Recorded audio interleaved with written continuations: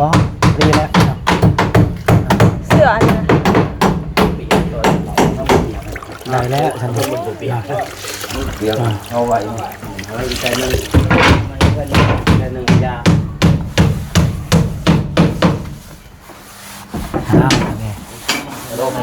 ตามเบิ่งนี่ทางน้องเพิ่นก็โอ้คันใดเฮือนนี่ก็รักษาตลอดเลยเนาะเพิ่น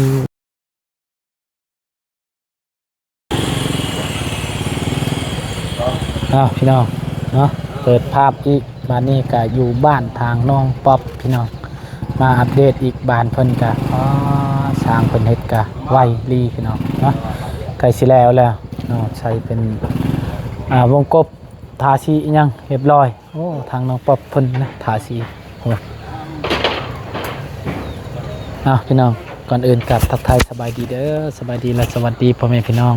FC เมื่อสุขูสุขคนเนาะบ่ว่าสิอยู่ในและก็ต่างประเทศก็ยินดีต้อนรับเข้าสู่ช่องบ่าวบุญคงทำมาหากินที่เก่าพี่น้องนะไปพี่น้องนี่ก็สิมาอัปเดตบ้านทางน้องป๊อบก่อนเนาะสิเบิ่งเพิ่นทาสีทาหยังก่อนพี่น้องไปตัวเนาะไวอะไรเนาะเพิ่นเฮ็ดนี่ก็ คงมา2 มือเนาะหน้าบ่าวของน้องป๊อบเฮ็ดหยัง โอ้สบายดีสบายดีเด้อ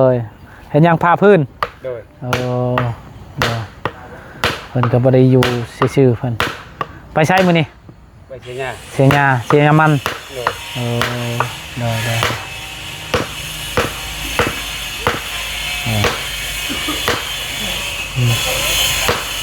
เอาสิไปพุ่นกันเด้อ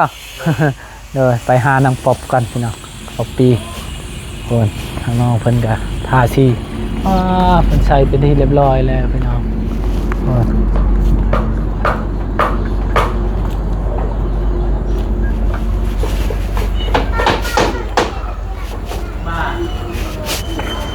คนอัดหมดแล้วมาดิงามเพิ่มน้องแต่จริงเป็นแบบว่าเขาจะเอาปล่อยลงคือนี่มันอัดคักอุ้ยโอ้เป็นยานแท้คันใดนี่ก็ได้ โอ้มื้อนี้ยังบ่เลิกเนาะโอ้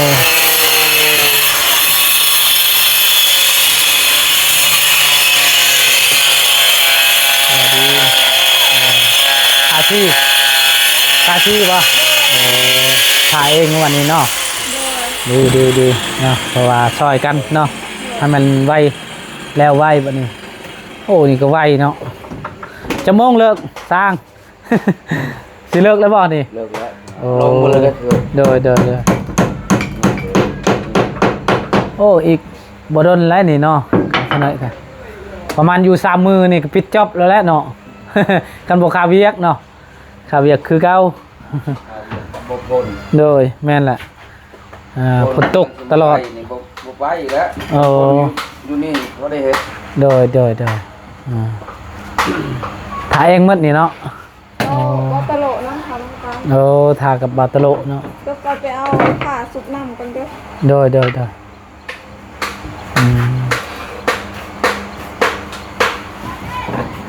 โอ้ไว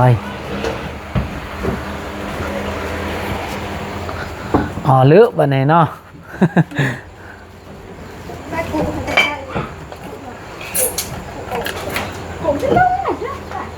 มาเนี่ย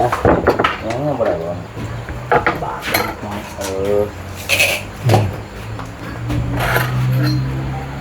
ใช่ช่างคนหนึ่งไปใช่แหละช่างคนหนึ่งไปใช่พอนตะโลบ่ตะโลบ่เด้อไปแล้วก็อนามัยหมดแล้วนี่เนาะป๊อบเนาะโดยแม่นแล้วเสร็จหมดอนามัยงามเนื้อจุดนั่นมีแต่ปล่อยลงตัวนี้หน่อยนึงตัวนี้ดีแล้วเนาะเพราะว่าเจ้ากับหลายคนเนี่ยมี2 ห้องนี่ก็นอนตัวหนึ่งก็นอนอยู่นี่คือบ้านของบ้านบุญคงนะ อยู่ใช่ไหม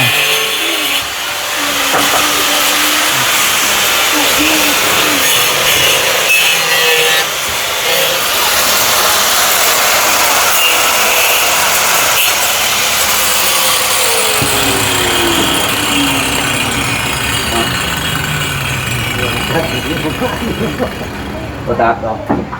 เสียดายมันกับพอดีใส่กับนั่นเลยดีเท่ โอ้ครับบัดนี้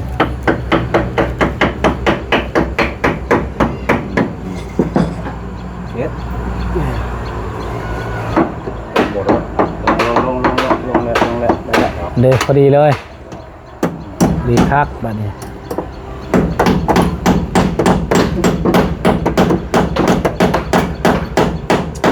โอ้ตะปูนี่อาจสิใหญ่นิดนึงเนาะ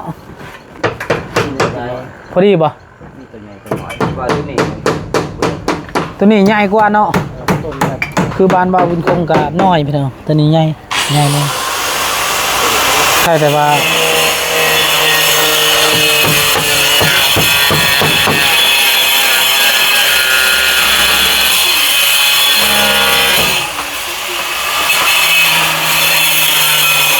โอ้คนแทกแน่ครับครับ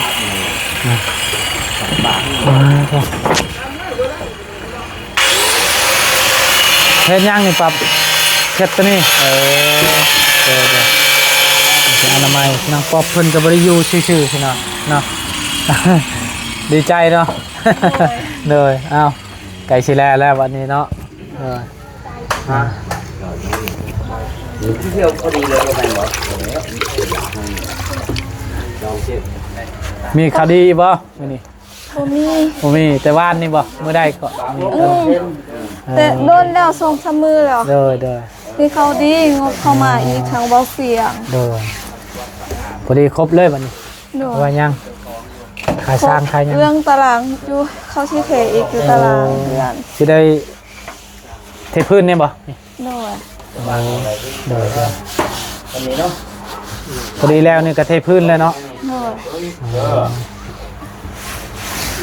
กินข้าวเลยบ่ ยังเขาเที่ยง จัก มา คน กินแล้ว ทีมงานเพิ่นมามื้อนี้ หลายคน ลายอยู่เนาะ ด้วย สวัสดีเด้อบาตะโล เด้อครั้งแรกแล้วเฮาเห็น เนาะเฮาก็บ่ได้เคยไปทายเพิ่นนะพี่น้องได้อยู่ดีไม่แห้งบ่เด้อ ครับเพื่อนเจ้าก็ใหญ่ใช่ไหมประมาณอยู่เท่าไรคูณเท่าไรก็เพื่อนคูณ5 คูณ 4นะเดี๋ยวทางผู้ใหญ่ทางใดซอยทางอันน่ะบ่จันบ่เดี๋ยว เปื่อนปวดบ่ เบิ่งแปลนหมดพี่น้องยังบ่แล้วก็เสร็จแล้วนี่ปัดตลอดเพิ่นก็ได้เนาะ บ่ปัดกระหก โดย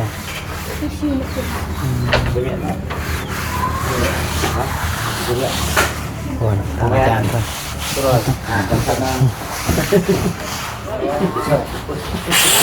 สบายดีเด้อ เด้อสวัสดีเด้อทางการเนาะทุกคนอาจารย์ลาวครับ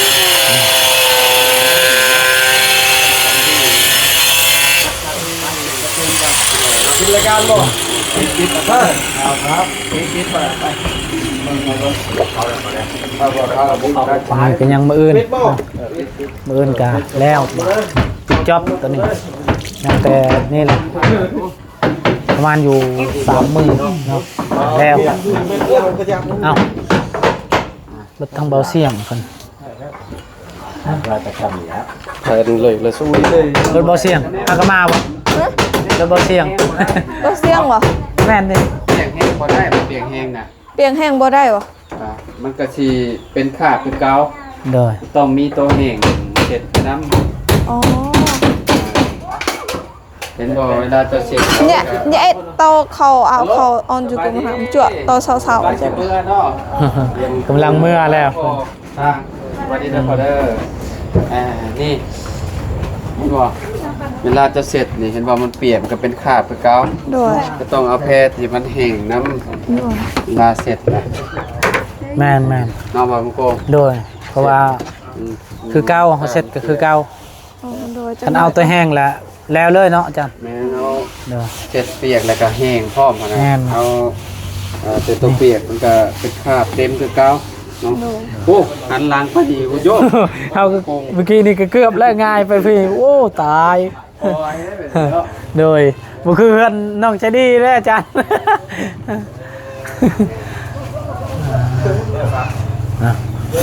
อันนี้บ่ได้ก่อขึ้นอีกบ่ได้พอบ่นี่ต้องต่อขึ้นอีกเนาะต้องต่อขึ้นให้มันแบบทำไม้ตัวนั้นตัวดอกไม้ตัวนี้เนาะตัวไม้เนาะเพราะว่ามันจังสีงาม กำลังลอกเนี่ยทำไม คนผ้าเองบ่นี่ของโคง แม่นทางน้องป๊อบอัน ทำให้แหงเสร็จ เราจะได้เบิดแบบบ่งามตามเบิดมันบ่งามถ่าเบิดเลย แม่นท่าแต่ครอบชื่อๆนะ เจ้าของเพื่อนก็คือ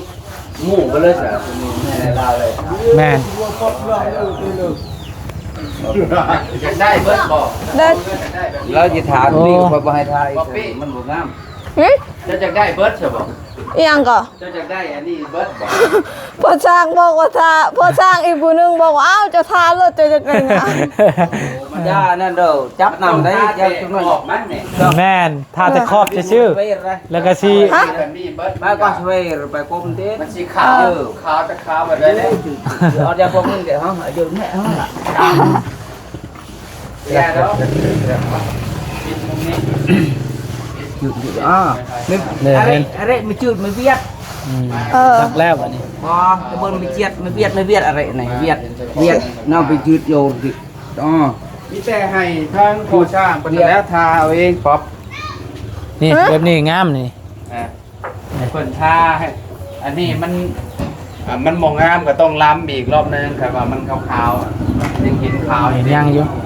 ต้องทาอีกรอบนึงเนาะ โดย โอ้ นั่นแหละ ไม่นี่มันขาวเปลือกขาวหมดเลยพี่น้องเอ้ยเนาะของเพื่อนเพิ่นก็ ดุ บ่ได้อยู่เพิ่นเนาะ ของเพื่อนบ่ เห็ เป็น น คนทานะ โดยค่อยนำบ่ตะโลน โอ้บ่ตะโลบ่ถอยกัน ำโดย ตรงท้ายมันเข้มกว่านี้มันยังขาวอยู่ โดย ไอ้หมอนี่ป๊อปเนี่ย โดย มันยังขาวอยู่มีดำๆยังมีแบบนั้นอยู่ โดย พี่น้องเลยสาวโทรมา เอาอืม มาพี่น้องเลยเนาะผมซื้อจะได้รีร้อน แม่นโดยแม่นแหละ ของ เพิ่ แท้ นก็ นี่เนาะ บ่ได้อยู่แบบว่านิ่งเลยนะตั้งแต่แบบว่า เจละเมอนี่บ่ได้อยู่บ่ได้เช่าเนาะ กะ กะเบิ่งพ่อสร้างอยู่นี่ เด้อ เบิ่งได้พี่น้องเนาะเบิ่งซอยเพิ่น อย่าให้แล้วไวๆนี่แหละเพิ่นว่า อีหยังเฮ็ดได้ก็เฮ็ดซอย เจ้าดีแล้วเนาะน้องป๊อปปี้พี่น้องเนาะเฮือนเราเนาะเปิดหน้าต่างออกมาแล้วก็สิเห็นนี่เลยเนาะว่ามัน คัน ตรง เห็นคันใดเลยบัดนี้เนาะ ต่างเลยนี่เนาะอาจารย์ แม่ ต่างไตเฮือนอันน่ะพระเจ้าเลยบัดนี้ ต่างจากเพื่อนจะดูจะดี แม่น วางแอบบ่ได้ เด้อก็คักอยู่ได้จ้ะเพราะว่า ทรงนี่นะ เฮาได้เนาะนี่นะ มันต้องทรงจั๊วข่อยว่าเนาะ โดยแม่น ทรงเกินตรงทรงจั๊วอัน แม่ เพราะว่าแอมเบิดนี่นะ โดยแม่น เพราะว่ามันเป็นทรงโมเดิร์นเด้โมเดิร์นเป็นโมเดิร์นนี่แอมเบิดเนาะนี่มันก็สิเป็นแบบนี้แหละ โดย แล้วแต่คนมักพี่น้อยเนาะ คันว่าแอมมดนี่ทึกทางอาจารย์ว่าชมจั่วคักอยู่เนาะนี่ก็ แม่ คัก ทร อง ยู่ จั๊วมันสิคักเด้เพราะว่ามันอันนั้นสังกะสีมันสิตามกันแบบนี้เด้ โดย ทรงโมเดิร์นนี่นะจะเป็นแบบนี้เห็นบ่ โดยแม่น เวลาเฮาแอมนะมัน นี่ มันเป็นแบบนี้เด้ตามจริงมันสิโล่งเบิดใส่ลูกติงใส่ลูกติงนี่ผิวปิดประตูกันแหละเนาะ เป็นไงเมื่อยปะ บ่เมื่อย เมื่อยปะ โดย เด้อ โล่งเลยนอนนอน บ่เมื่อยดอกจากด้วยก็เลยคืนเหือนใหม่ โดยอดเอาเนาะเมื่อยกะ โดย อดเอานี่แหละเนาะ โดย น้องคนจะนอนนี่ก็ได้น้องปกปีเพื่อนเนาะ สายห้องเจ้าป๊อปปี้ ห้องตัวนี้ ห้องตัวใดตัวนี้บ่ โดย โอ้ตัวมีลูกติ้งครับบ่โดย โดย บ่มีเปลี่ยนแปลงน้องว่าเนาะ โดย เพิ่นแอมเลยแฮงตื่นเต้นกว่าเก่าแล้วบัดนี้เนาะ แม่นแห่งดีใจ ดีใจครับน้องไว้ มื้อนี้เห็นเขาเจ้าใส่ไม้ซาลาล่ะ อืม เขาเรียกเศษให้ออกแล้วก็งาม โดยนี่ฟ้างามบัดนี้สำเร็จบัดนี้โอ้ยนะงามโดยแล้วก็เอา มาบาดนี้มาบาดนี้ ไม่รับแล้ว บ่ต้องใส่ก็ได้เนาะเพราะว่ามันเข้าเฮือนบ่ได้อยู่แล้วนะ คิวอีหลีเนาะ เบิ่ง คิว นี่อีก คิ คิ ว วสีนี่นะอืม ให้น้องเพิ่น นี่เสร็จ เส นี่ ร็จก่อนเนาะ อืม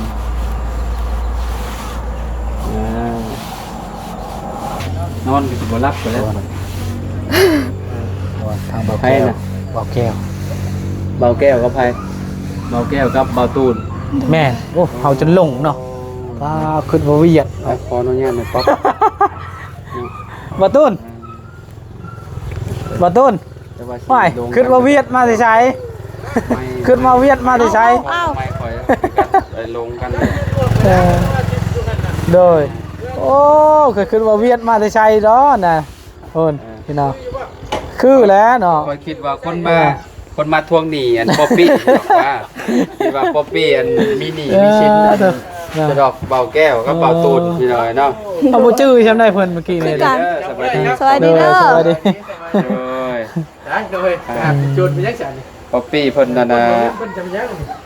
กำลังเสร็จอันนี้เสร็จทูเสร็จแรงเนาะ เด้อ พี่น้องเอ้ย เว้นออกไปรถเพิ่นเห็นบ่ จักแล้ว เพิ่นออกใหม่ไป เอาไม้ไปแดงหม้อหล่นน่ะ โดยเออ